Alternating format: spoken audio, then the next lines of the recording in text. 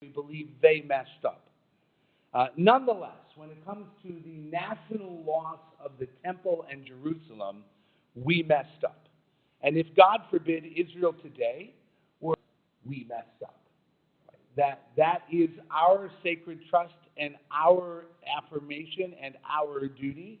And things happen in history, nations rise and fall, things come and go, terrible things, and we write it in the history book and we endorse and accept the present, whatever it is, and try and make it better. The rest of the world would not be historically impacted, right and good about humanity and Judaism, failing of those standards more strongly than maybe we feel in other places. And that's good. That's the way that should all be. We should hold a higher standard, an unrealistic standard. It's hopes and values and dreams as the Jewish people in history. Where I'm going, we're going to be internal in this and talk about Jerusalem internally. Okay? Jewish Jerusalem. Okay? People may have a different understanding of what that map entails after 1967 and today. A piece of that puzzle. So let's go into the heart of the Jewish quarter and let's get right down there into the 100-yard Eastern Wall and the Davidson Archaeological Garden, right? Where the egalitarian space has been created by Bell or the all-Israel area. Okay? I'm going to dive into this because there are people in the newspapers this past week who have started throwing around, because Tisha B'Av is tonight, this phrase, Sinat Chinam, means gratuitous hatred. That we have Sinat Chinam in our people. I hear Sinat Chinam against Reform Jews. I hear Sinat Chinam against the right-wingers. Political, social, religious. I hear Sinat Chinam intolerance. As a pluralist, I value differences. And as a matter of intellectual and historical honesty, I have to say, I didn't see that point of view in this morning's Torah reading. It calls my name to dwell, and some of you will approach me with sacrifices and others with prayer, and some of you will allow women to lead. That did not happen in this morning's Torah reading. You could spend a lot of time with Torah, and you will never find that point of view. So as a matter of intellectual and historical honesty, I have to admit, the Torah is not a document of pluralism. Can be found in the words of the Torah. And that's a place where I differ. I believe that Judaism is widespread and always has been. I believe that the strength of Judaism has been our diversity, whether that was the many nations of Ashkenaz or the many areas. I believe that we have always had tremendous varieties. I think that the literature shows that, the archaeology shows that. The rabbinic tradition shows that, although they didn't say it about themselves, but the plethora of opinions was actually role modeling it for all the standards by which we agree to work by. Right? And so that results in different communities with different authority figures. If I were to say everything I've said from this point at the Bima at AA, BJ, and D, right? And it would be wrong for me to do that because that would be offensive. I would actually be standing in their place.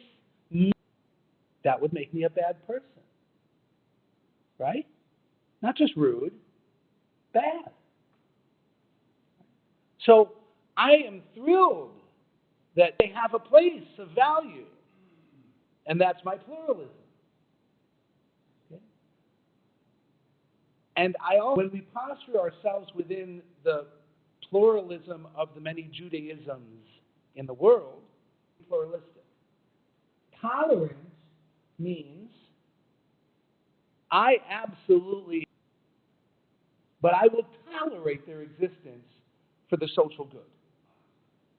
Pluralist means I have intellectual humility that while I am doing, I tell you things that would be much easier if I didn't believe them to be true. I have a lot easier and more powerful things that I could say except for the fact that I don't believe them. Right? So I have intellectual humility that I'm not I might be wrong, but I believe that this is the best way. I believe that this is the most accurate. I believe this is what God wants. And that's where I'm going to work. And I might be wrong. That's kind of intellect about being humble, right? To not assume that you are all that all the time. And that kind of tochacha, that kind of reproof, or believe that we are always right, we can fly airplanes into towers.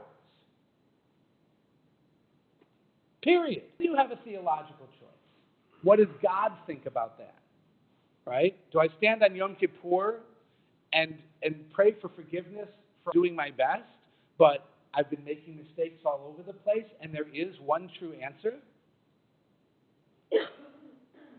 I take the theological choice that I look at the forest and the stars and the faces of humanity, and I go, wow. And in a musical metaphor, harmony and symphony rather than melody. Right? That's my theological choice. I recognize that not everybody shares that. National behavior. Everywhere. In America. And whose wall is it? The wall building up buildings on top of it. In New York City, who owns that wall? The person who owns the building, right? Probably. Or the building's on top of the supporting wall. Right? I don't know. I know, a terrible thought, right? Just doing logic here. I'm not saying I believe it. Somebody else is for a long period of time, and you're putting everything into it, and you keep it, and people know, I guess you can actually assert ownership over it. They were farming corn, and they kept expanding the field every year. Thank you for farming my land. I give you permission to continue to do so. The problem is when you get in there, you say, who is this? Right now, is the Western Wall a national landmark? Does it belong to the Jewish people everywhere? Is the Western Wall a private synagogue to be run by a particular Orthodox rabbi? The Western Wall is under the auspices of a specific rabbi of the Western Wall, specific Orthodox community, and that's why it can be the way it is. And that's why there's been a fight led to have, by Orthodox standards, women's prayer groups doing women's minyan, women reading Torah, and so forth, which Orthodox tradition says is permitted. It's the mixing that's not permitted in Orthodoxy. Women are allowed to do that. But that community doesn't like that, doesn't hold by that. Considered forbidden, and now you have a conflict. So as you know, and I've taught from the pulpit before, there's been a legal process by which the main plaza outside the Western Wall, the lawsuit says it's actually a national landmark. It belongs to be accessible by the nation. And the people who have had that lawsuit, well, you know the politics in Israel. You always need so many parties to be in the government, and it's the government that implements agreements. So a number of years ago, to avoid the mixed section, that down below, outside the main plaza, in the archaeological area, there would be a mixed area, and then there would be men and women up here. The people alive. They actually think that putting a mixed section down there is bad because it affirms the Orthodox ownership of the plaza, which should belong to everybody. So they don't want that.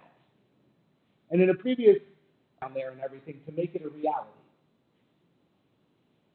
Well, in the Netanyahu governments, rather than implementing the agreements, at the last minute they pulled out.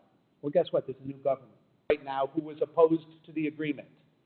They're all in the as a right-winger in Israeli politics.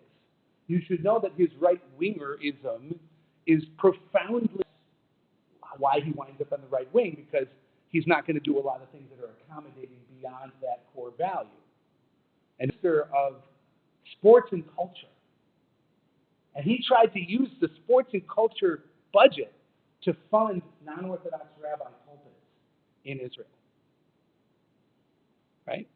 Because it's an expression of Judaism.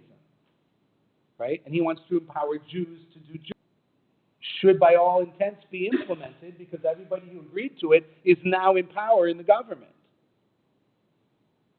And the people who are opposed to it know that. So some of the radical stuff that's going on in Israel right now, Jew on Jew in the political discourse, and their discourse right now is as divided as ours. Like a deceitful government, a lying government, Bennett is a lying government, and all this stuff. And they have all kinds of examples of why they think he lied to the right wing to put himself in power in his party. He's kind of like this compromise manipulation candidate, and it's ugly and it's dirty, and they're undermining him. The other thing that they're doing, though, is they're using the language of religious intolerance, and they're calling him a reforming. An insult, a pejorative word, as a dirty word, as a swear word. It's actually a swear word for them. Right? In English, you would have to add the F in front of the word reform to make it a swear word. When they say it, it's there already. It's implied. So there's a group of they don't reflect every nationalist, and they don't reflect everybody who lives in the old city. Well, when you put them as extreme on all four of those and call them work, they're in there. And they have a rabbi who's their Rebbe, for that lower egalitarian section, to stop the deceitful, lying government of reforming from destroying their people, their city in Jerusalem. That's their language. And a few days up on the Chitza, and they did their stuff, and they tried to separate men and women, and there was newspaper articles, Sinat Chinam. Is this gratuitous hatred of Jew on Jew? Please don't use that word for this purpose in this context. I don't think that's correct. But that one, I think, is inflammatory. The Sinat Chinam in the Talmud about the destruction of the temple was ego, religion of intolerance being used to take. This is a religion of intolerance that says to every chance it can and never ever accept you for who you are. Period. You have absolute religious freedom to follow them and no other religious freedom. Right? It's arrogant. It's arrogant. So, what's to be? My son, our son, is in Israel. Scheduled. The Masorti movement has control over the building a mechitza, but it's coming. It's prepared. Are they going in there? Don't know. Personally, I'm worried. But I have to take their mixed minion into the women's section at the main plaza. Ramah seminar. Well, correct, because we believe that every value of pluralism. It's not a win-lose mentality. It has to be my way, right? It's pluralism, and that's who we are. But what reaction I could have that is sinat chinam. But you know what? I actually believe that would be terrible for Judaism in Israel. And I could see how but I can't be a doormat. So what do? I don't know. Protecting Jews from Jews at the temple wall. A police presence protecting Jews from Jews. But what is the purpose of the state of Israel? What is it? To be Jewish. And if the state of Israel's coercive power has to be used to protect Jews from Jews so that all Jews can be Jews, that's probably what has to happen. And that's true. And we remove our shoes and we lament and we weep for the past destruction of Israel and Jerusalem because of our senseless, inflammatory intolerance and hatred towards each other. I ask that you pray for the Haredim. I ask that you pray that God give them a heart of flesh and not stone. I ask that you give them that taking everything you can, every time you can, is not what Judaism or Israel is supposed to be about. I ask that you pray for the week, and it's time to act in light of Tisha B'Av. I ask that you support Ramah Seminar, the Davidson Center, the Masorti Movement, and all the other organizations that fight for organizations and others that have a pluralistic agenda, outlook, and activity. Finally, Jerusalem is almost open for business, right? Start looking at getting back there at some point in the next 12 months, the Western Wall, and set that as a goal for yourself. Shabbat Shalom, and I wish you an easy fast this evening.